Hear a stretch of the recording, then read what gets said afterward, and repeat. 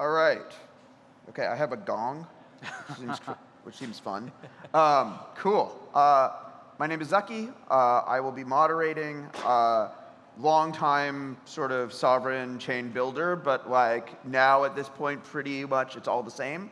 So I'm excited to, I'm purely neutral, in my opinion. And Ben from Eudora, and also he has this LP Army, LP rights advocate sort of persona, I guess. Yeah. And Mason from Pantera. All right, who's going first? Sure, happy to. Okay. Sad I don't. Do you want to hear the? Do you want to do the gong? Let's do the gong. Hey everyone, I'm excited to chat today for the affirmation that every large app should inevitably launch its own L2 or L1. The life cycle of an application typically starts on an app launching on a general purpose chain in order to get access to users, distribution, liquidity, until it gets sufficiently large where it can launch its own chain. We've seen this time and time again throughout crypto, from applications like Pith, which was 10 to 20% of Solana transactions until it launched its own L1. We've seen this times again on Ethereum, and we've now started to see it even more in Solana with apps like Zeta, Grass, Code, Helium, all launching their own network extensions. And I think there's really three reasons that apps want to inevitably launch their own L2s. The first is to control greater economics and greater value capture. By owning your own block space and controlling the sequencer, you can capture not only your traditional app revenue, but also you can capture revenue that your app facilitates as part of that ecosystem. This has obviously been very profitable for Coinbase and Base, as well as general purpose rollups like Arbitrum and Optimism. The second core reason is that apps want to control and customize their own block space. By controlling your own block space, you can have custom execution environments, you can have additional usability features like gas abstraction, and then you can also get access to cheaper block space, so you're not competing on the global state layer, and higher throughput if you need it. And then the last reason is that Solana is obviously a global state machine that has been quite successful, and that success in demand for block space will naturally exceed supply and push new applications to launch their own L2s rather than launch on mainnet. And even though Solana has been incredibly successful, its TPS is around 3,000 today. For context, global credit card payments are around 22,000 per second. And so even just to put credit card payments on chain would be a magnitude increase in Solana's TPS. When you start to factor in other applications like DeFi, it obviously becomes too much, and that's going to push other apps to launch their own L2s. The last thing I'd say is earlier today I saw just the opening, and president of Solana Foundation, Lily, was saying that we're rationalists, not maximalists. And apps already see the reality of today. They want to own their own economics. They want to own their own block space. The rational take is that the future of Solana is modular, and that is a bright future. Awesome. Wow. Okay. Ben. Yeah, I think that's some fantastic points here.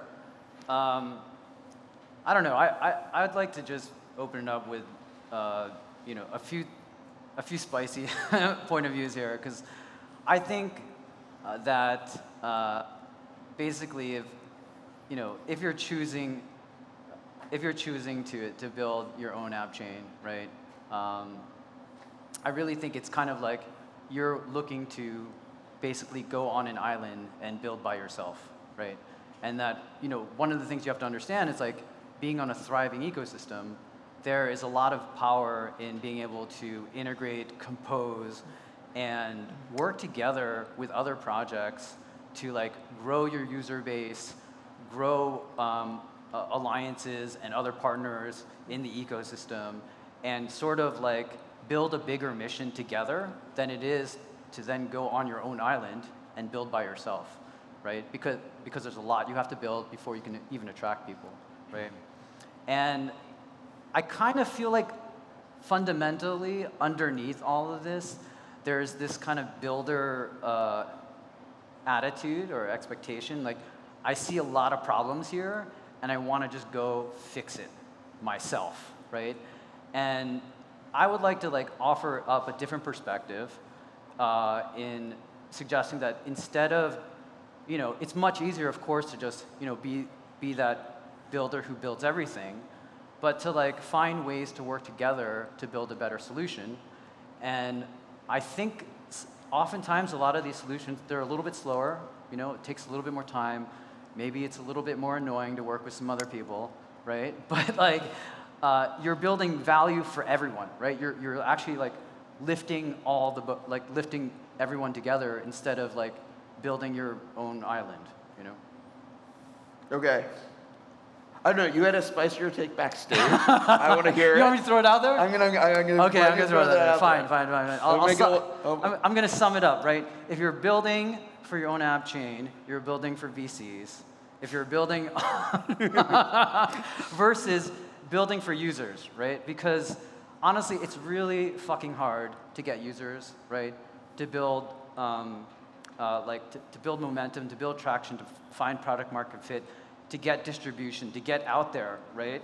And if you decide to also spend that time building the plumbing, you know, building up the validator network, finding the right incentives, right? How can you succeed in building up your user base? I think it's really hard. Yeah. Yeah, I mean, I guess I think it's initially like important for applications, and the reason they launch on a general purpose chain or on an L2 is to get access so that they're not on an island. But over time, once an app has its own distribution, its own users, its own liquidity, the economic incentives, I think, have clearly shown that people are going to be pushed towards launching their own chains. Do you have an example that you want to?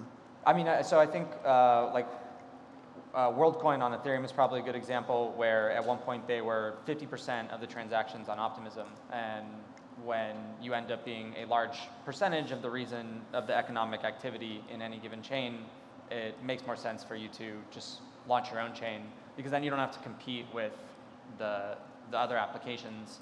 And maybe with the exception of DeFi, I would say like the composability you get is typically not quite worth you know, the customization and like cheaper block space that you can get. I would argue that one of the problems with doing that, even though that's a good example, is that you're then a homogeneous app chain, right? And it's kind of like, you know, if you have like one species, like one disease can just wipe you out, right? And we've seen this, like a lot of niches on crypto are cyclical, right? NFTs were up, meme coins were down, meme coins are up, NFTs are down, right? But the nice thing is in a heterogeneous, like diverse network, right, it can thrive, even if one sector is down. If you're just one sector, that's your entire chain, you will go down. What do you do? Yeah, I mean, I think you're definitely offering yourself, with like greater risk comes like greater reward. And so like when obviously a lot of Solana apps have not yet launched their network extensions. I think the reason that they're launching them is either because they want to own their own block space because it's just too expensive to be on mainnet, or they want higher throughput, or I think a lot of them just see it as a mechanism by which, like, if you're going to facilitate all this activity, like Helium, for example, like you don't really need, that activity is not super tied to mainnet on Solana, and so you would rather internalize all of the economic activity that happens through there. And I think that is a driving force. I mean, in many ways, though, Helium is the example of the opposite. They were an app chain, and then they became an application on Solana. Yeah. And we don't know where the future holds, but I mean, like WorldCoin, I think is a great example of, you know, of like this evolutionary force and economic forcing function towards app chains. I think Helium is a great example of an app chain is a giant pain in the ass. And like, why would you, if you don't have to bear those costs, like, why do it? Right. Sorry, so. Just like, you know, you've given an opportunity to kind of. Oh, comment on like either of those things? Well, I guess, so Helium is launching a network extension, or at least they announced it. Oh, okay. I think they don't want to be an L1 anymore. Or I guess they didn't want to be an L1, decided they want to be on mainnet, now decide they want to be an L2.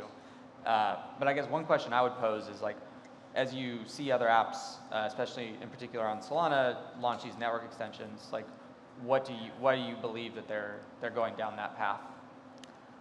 I mean, like, I think it's, there's probably not a universal thing. Like, clearly, like, part of it is trying to solve some of the technical issues, right? Like, maybe the, the underlying blockchain isn't ready yet.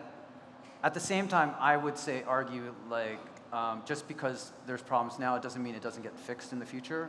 It's sort of like Tolley's thing, like, processing speed increases over time, and so, like, we can take advantage of that trend, right? And I believe in that that same sort of velocity and improvements on Solana itself.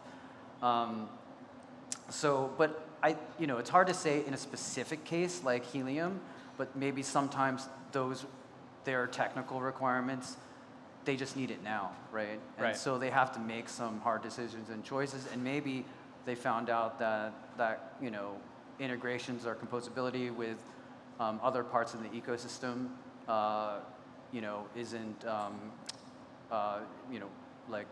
isn't as valuable to them, So I don't really know. Yeah, I think it's to me it seems fairly clear that the trade-offs, unless you're in DeFi today, are very much worth launching your own chain. DeFi is maybe the exception of a initial pool of capital, like that liquidity is initially sticky and you want access to it. I think that you can maybe even make the argument, though, that if a DeFi application on Solana becomes sufficiently large, it has an incentive to capture more of the economic value.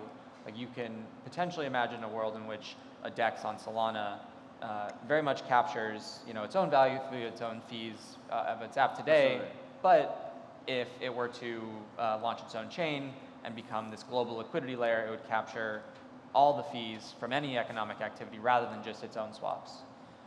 I'd be curious if that vision of a future you think over time is probable or even likely. I can't argue that point. I actually agree with that point. Whether or not that, I'm a composability maxi. Like, whether or not that's the future I want to see, like, I actually think that it's a different point. But, like, for me, actually, one thing that I think we haven't seen that it is more composability, right? Mm-hmm. I see more apps actually centralizing, building more features themselves, more services, broadening out, and even if they're not doing an app chain, they're doing that, on the L1, right? So that's something that's been an interesting trend to notice, at least on Solana versus, like, people actually building on top of each other. But I hope that changes. Actually, that's. Yeah, I hope it changes too. I would, even looking towards Ethereum, you have a lot more applications there trying to internalize and privatize their order flow. Yeah. Even in the DeFi landscape, something like Uniswap X is an off-chain order book. And so that, of course, is like another potential centralizing force, or like it blocks some of the composability advantage that you would get from Liquidity because it just ends up being owned by one application.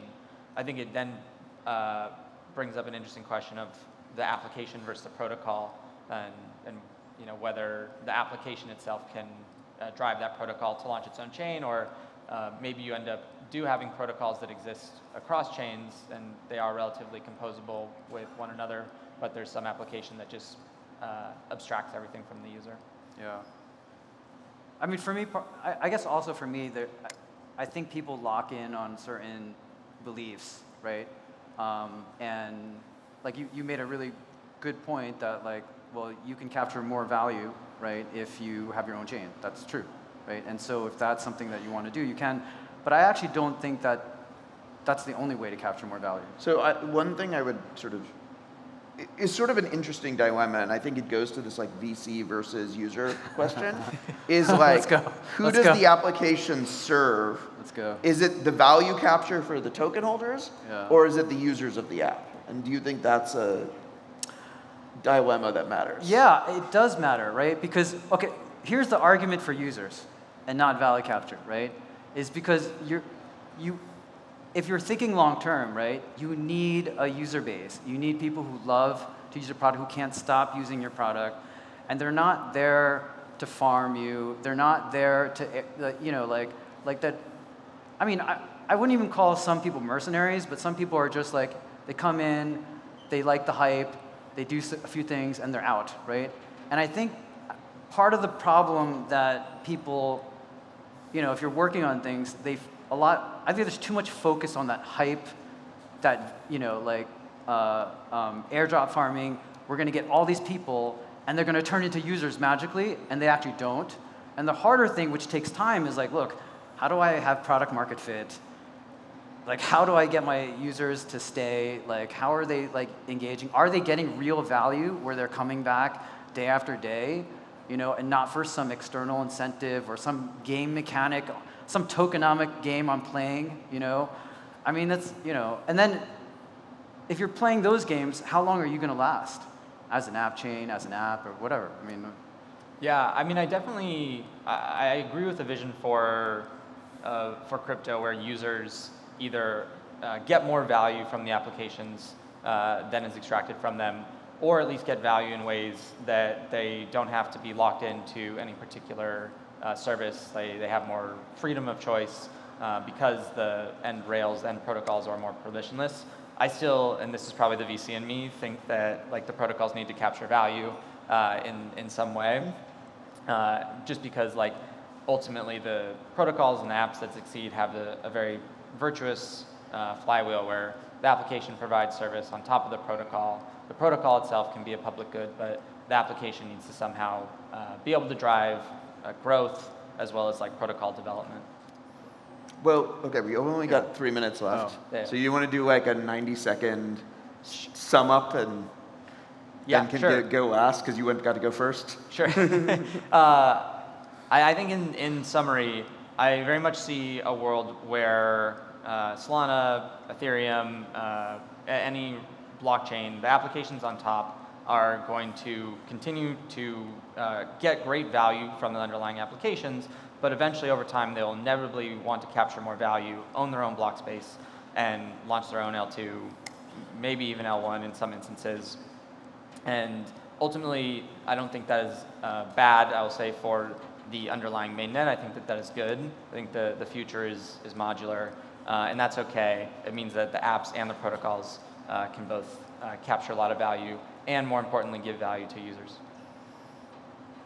I think what does it say about, you know, like blockchain if, you know, apps, like the path forward is that apps can't capture value and that you have to be a chain? You know, I think like this is a perfect model, right? Like you can build an app for a phone and make a lot of money, and that makes the ecosystem powerful. If you're saying I have to build the phone to also capture value, I mean, I think that's didn't kind of Solana build a phone? yeah, that's right. That's right. That's right. That's right. That's right. All right. I mean, we've got like Yeah, I mean, I would, I agree with you. The last thing I'd say is, like, what's important is not the block space, but the value on top. And so, Yeah. a block space, I think, is quickly becoming a commodity, which is why I think applications will seek to own it. Okay. Why don't we do claps for which side won? We can do round of applause, okay, from the audience. Do a little Oh, God. interactive. Zach, All right. Any last hot takes for you? Any last hot takes for me? Yeah. I'm fully on the path that basically, like, I spent a decade building sovereign chain infrastructure, and at this point I'm like, everything, like Solana is doing multi-proposer, Solana is doing application-specific sequencing, okay, and network extensions, and all of the modular stuff is doing some form of shared security, some form of integrated like shared sequencing, base sequencing, whatnot. Okay, are these things any different from each other at this point? No, they're just like everybody's building the same thing. So it's currently where I'm at. But we've got to pick a winner. So okay, who wants to clap for the modular future? And the integrated future? Thank you. All right. Thank you. I think it's very clear. The audience is definitely biased, so good job. All right. Thank you very much. Thank you.